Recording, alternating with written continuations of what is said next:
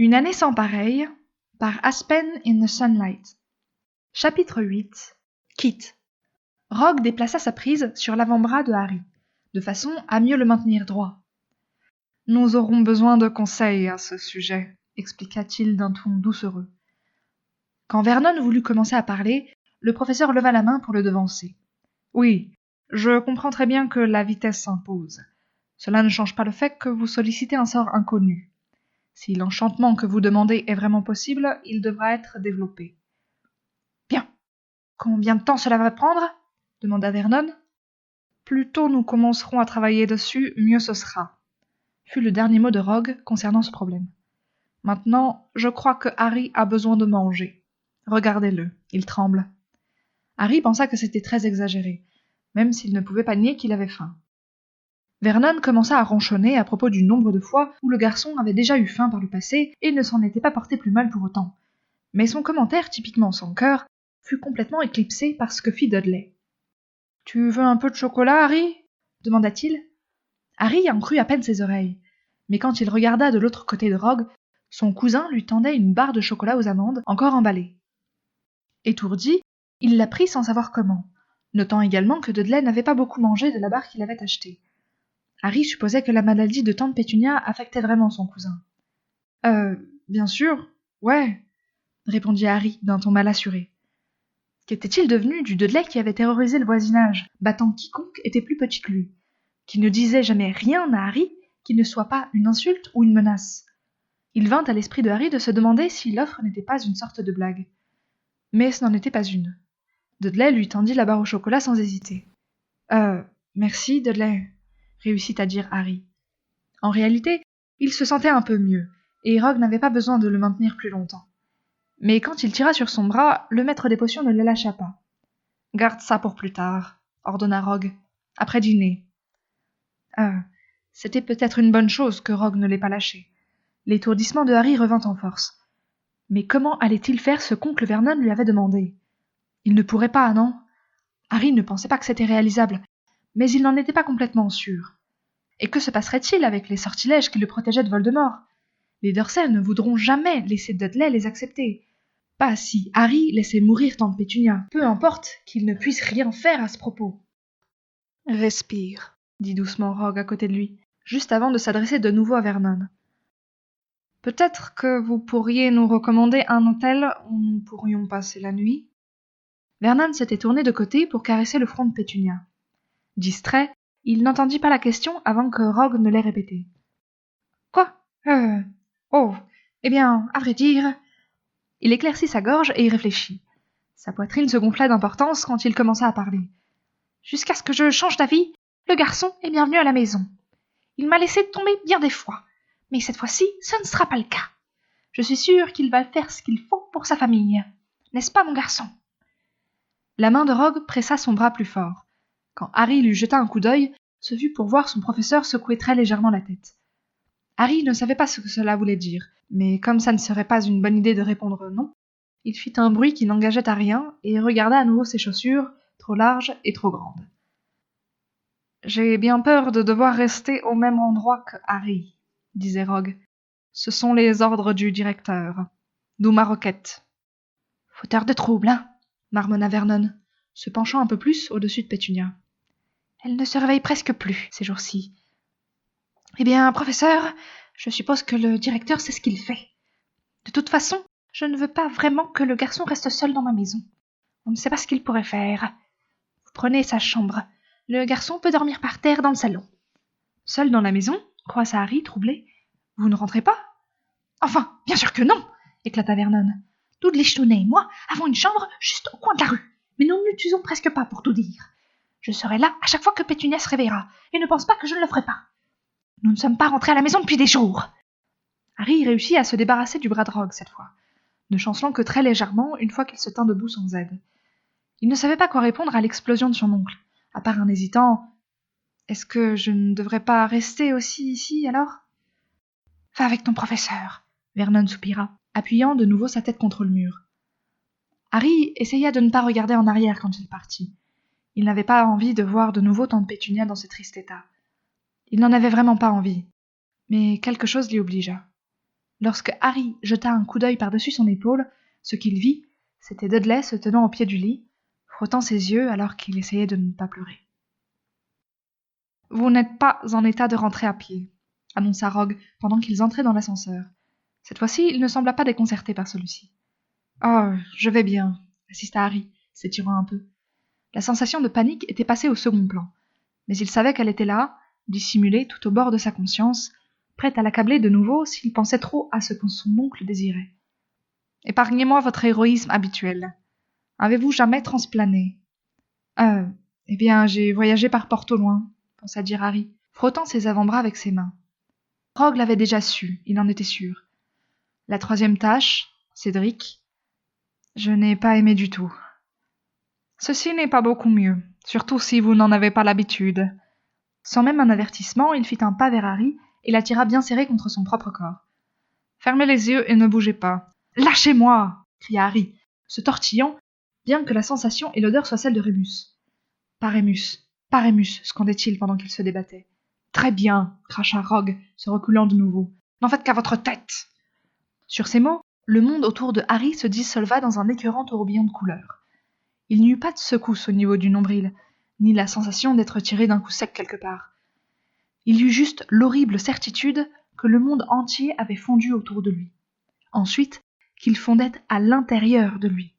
Ses os lui faisaient mal, ses muscles protestaient, sa bouche se remplit de bile, alors que son corps se débattait et perdait. Harry se retrouva brusquement à quatre pattes sur la pelouse du numéro 4 Private Drive. Pendant un long moment, il resta parfaitement immobile. Il lui semblait que la terre tournait à une allure effrayante, et que s'il se levait, il pourrait en être éjecté. Après un moment, cependant, le tournoiement ralentit en un roulis lent, et il se repoussa avec les mains, se retrouvant à genoux. « Pas beaucoup mieux ?» questionna-t-il, lançant à Rogue un regard mauvais, lequel se tenait à quelques mètres, bras croisés, un petit sourire narquois sur les lèvres. « Et si on disait 1000 fois pire ? Vous auriez au moins pu m'avertir. » « J'ai essayé d'absorber le choc pour vous, si vous faites l'effort de vous en rappeler. Vous n'auriez pas pensé à me le dire ?» Rogue plissa les yeux, bien que sur Rémus, l'expression n'était pas aussi intimidante que le maître des potions l'aurait voulu. Harry en était sûr. « L'expérience est le meilleur professeur. La prochaine fois, vous me tiendrez, je vous le garantis. »« N'y comptez pas trop, » marmonna Harry en se relevant. Il faisait noir dehors, ce qui le fit se demander combien de temps ils avaient passé à l'hôpital. Cependant, c'était bien qu'il fasse sombre. Cela voulait dire que les voisins ne les avaient probablement pas vus arriver. Par contre, pour ce qui était de leur départ, juste pour que vous le sachiez, la plupart des ascenseurs ont des caméras installées à l'intérieur.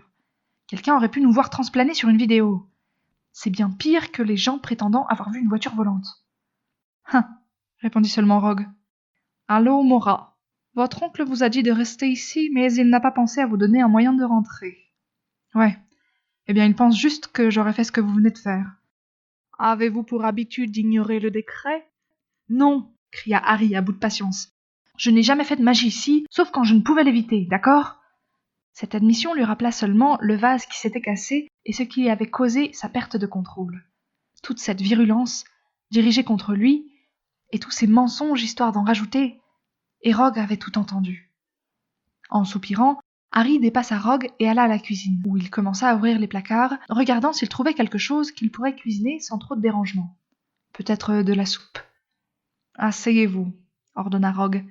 Quand il vit que Harry ne bougeait pas, il l'attrapa par les épaules et le poussa vers la table, puis l'assit sur une chaise. « Je pensais que vous aviez dit que j'avais besoin de manger, » éclata Harry, repoussant sa chaise. « Nous n'avons pas d'elfe de maison ici pour faire la cuisine.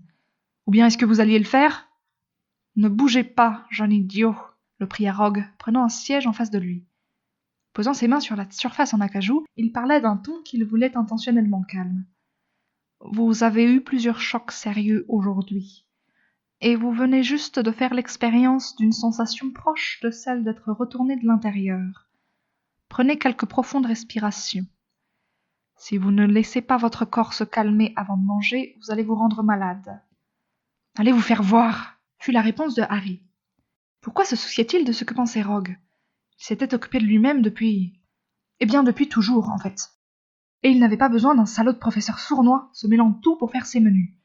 5 points... Rogue s'interrompit, gloussant légèrement, mais Harry ne vit pas ce qu'il y avait amusant. En ce qui le concernait, les choses devenaient de moins en moins drôles, parce que la prochaine chose que dit le maître des potions fut « Il est tout à fait évident que vous étiez l'elfe de maison, ici, Harry. » Harry souffla. « Donc vous ne pensez pas que je suis le fameux Harry Potter, pomponné, dorloté et gâté ?» Rogue releva un sourcil. « Non. Je pense que vous êtes fatigué, à bout, pas aussi âgé que vous voudriez me faire croire, et que vous avez besoin d'un bon repas. Un que vous n'avez pas cuisiné vous-même. Je pense aussi que nous avons à discuter d'un certain nombre de choses.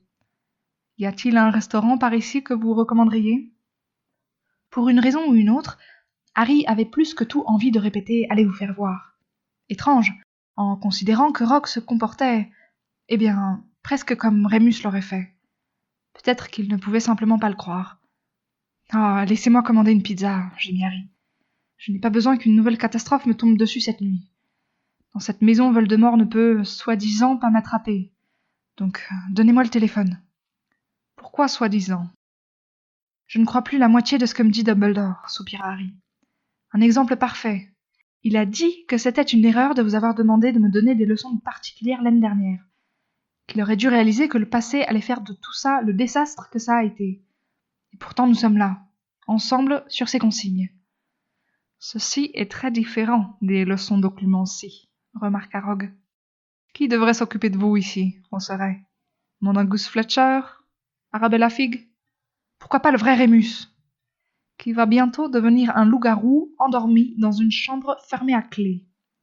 En plus, Potter, si l'intérêt du Seigneur des Ténèbres pour vous s'éveille soudainement, je le saurai avant n'importe qui d'autre de notre côté. Cela pourrait être critique, et Albus le sait. Notre côté. Étrange de l'entendre exprimer de cette façon. Trop d'années passées à penser à Rogue comme à un ennemi. Ce qu'il était. Oh oui, ce qu'il était sans doute. Mais ça, c'était quelque chose qui n'avait rien à voir avec la guerre. « Je suppose, » marmonna Harry. « Mais si vous voulez vraiment savoir pourquoi je ne fais pas confiance à Dumbledore, vous n'avez pas besoin de regarder plus loin que ces inconsistances. La vie n'est pas du quartz, Potter. Elle est fluide et change constamment.